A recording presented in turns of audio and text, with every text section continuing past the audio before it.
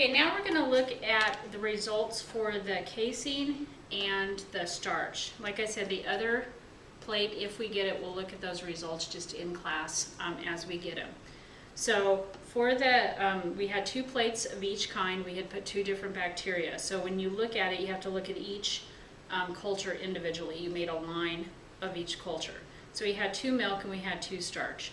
So with the milk, basically all you're going to look for is, you can see that it's not see-through, okay? What you're going to look for is around the culture, if it has a halo or a clearing around it, and you can kind of see that it has used an enzyme to break down the milk, so then you'd have clear, like the milk had curdled and gone to the bottom, and then you might have clear milk on top when it goes rotten. That's pretty gross. But it would have cleared it because it broke down the casein.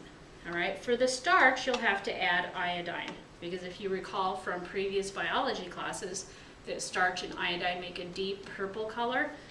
So with this particular one, basically you're just going to, and you can take the lids and set them down for now. We're not really worried about that anymore.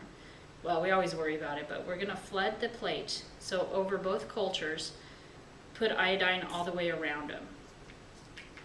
And you're going to have to, it says to let it set for 30 seconds. I would go longer than that because the blue didn't appear right away.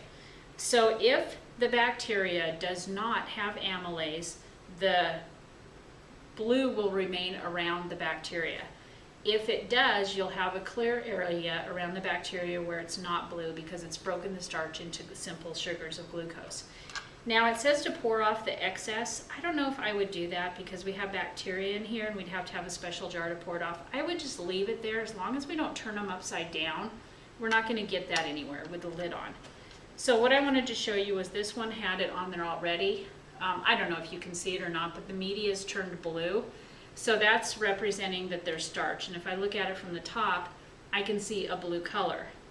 Now, if the bacteria had produced that amylase, there would be the blue color of the starch in the media, but right around the culture itself would be clear. Okay, if it doesn't, if that blue goes right up to the bacteria, it doesn't have that enzyme. Like I said, if we get the other media, then we'll just look at those results individually while we're in class.